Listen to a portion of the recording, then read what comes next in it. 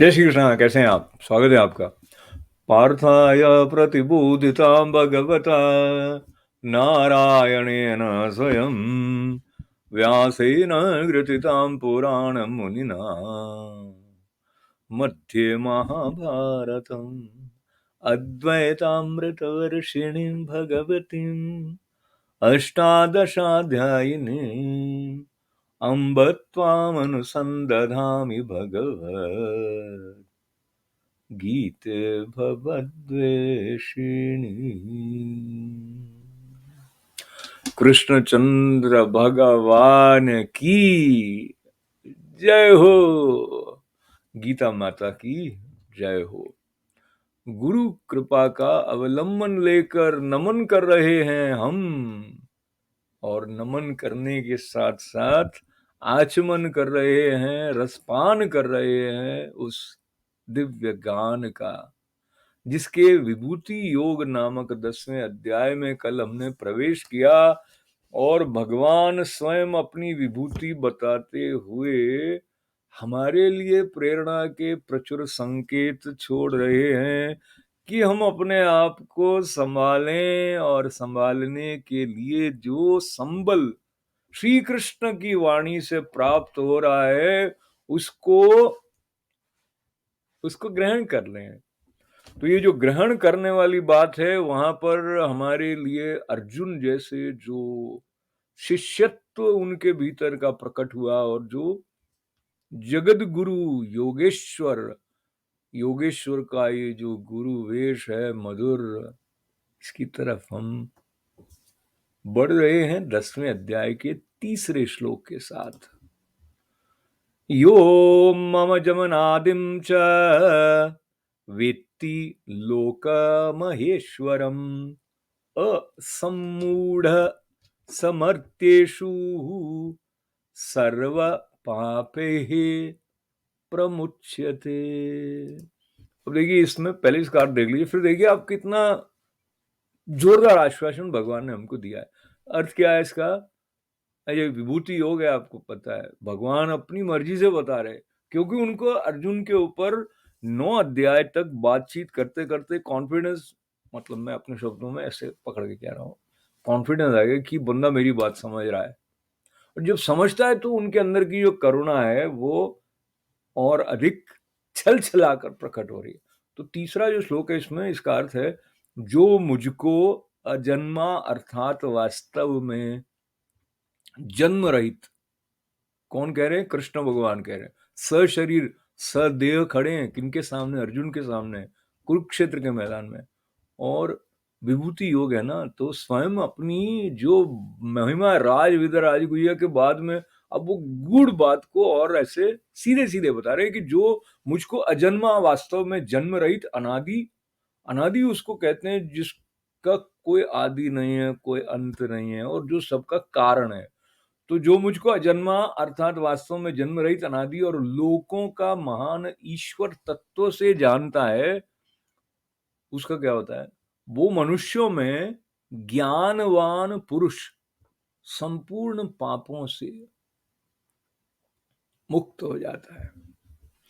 तो मुक्त हो जाने के बाद क्या उसको भूख प्यास नहीं लगती है? सोच कर बताइएगा।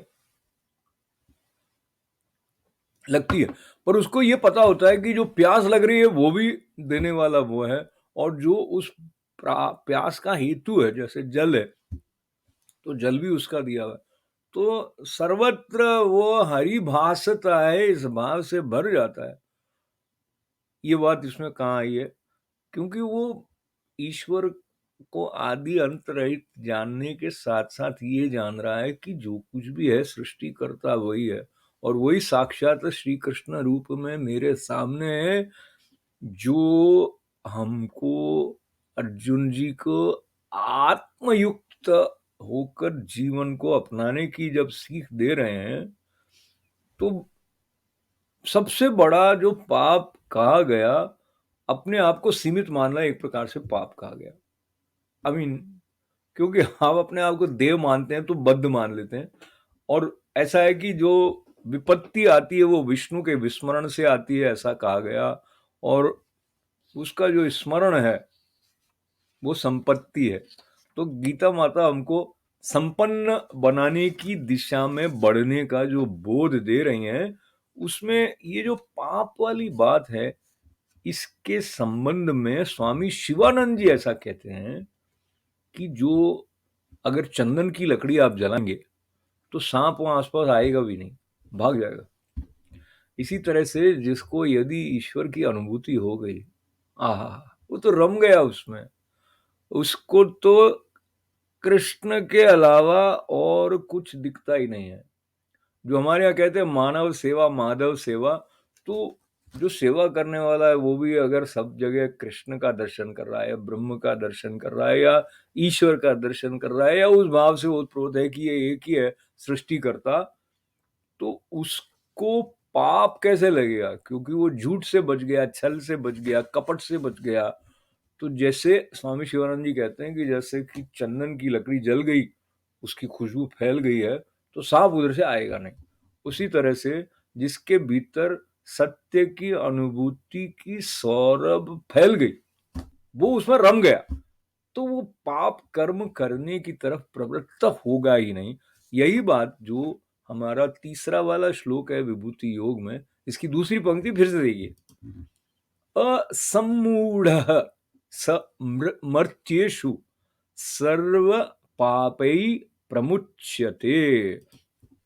असम्मूढ़ जो है वो मतलब ज्ञानवान पुरुष है, तो मूढ़ता को प्राप्त नहीं होता, असम्मूढ़ है।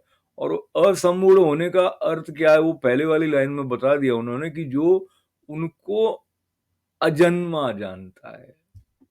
और आगे का जो श्लोक है उसकी तरफ इस अहोभाव को धारण करते हुए हम बढ़ते हैं।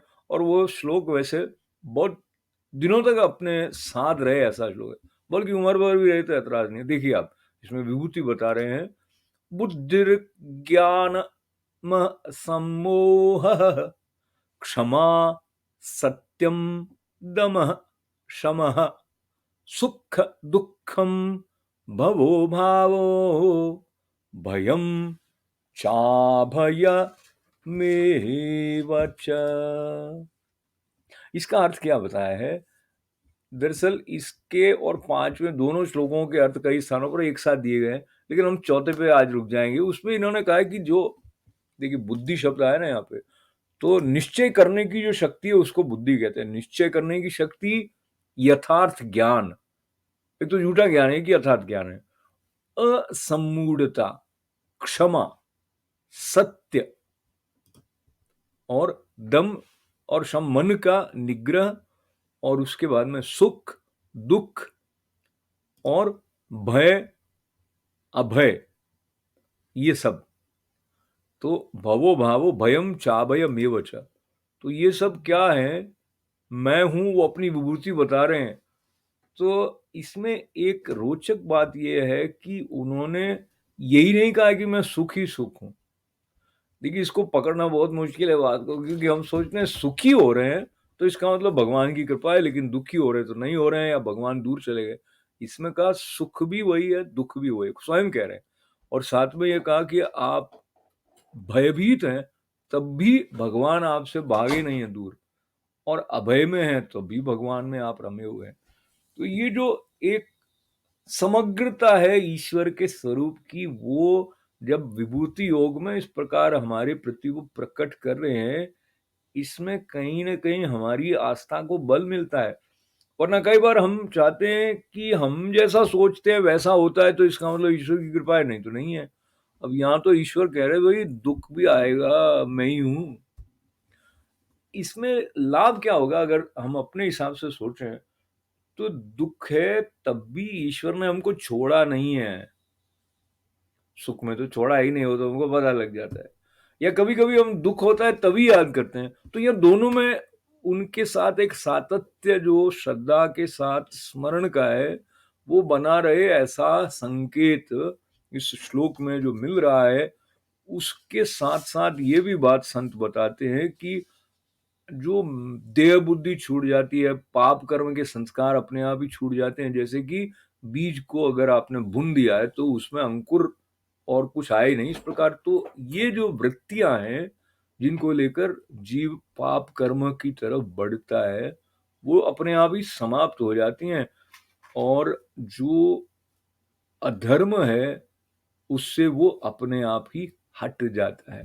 तो इस संदर्भ को लेते हुए विभूति योग के आगे के श्लोक जब आएंगे, तो भी वो अहिंसा की और समता की बात जैसे बता रहे हैं, वहां तक हम आगे आगे बढ़ते जाएंगे, पर अपने सौभाग्य की सराहना करते हुए और ईश्वर का जो अमोघ आश्वासन है प्रत्येक परिस्थिति को अपनाने की दृष्टि से जो शक्ति देने वाले हैं, उनका स्मरण पूर्णता की सिद्धि हमारे जीवन में सुलभ हो, ऐसी प्रार्थना। ओम पूर्णमदः पूर्णमिदं पूर्णात् पूर्णमुदच्यते पूर्णस्य पूर्णमादाय पूर्णमेवावशिष्यते। ओम शांति शांति शांति। सबका मंगल, सबका कल्याण। जय श्री कृष्ण।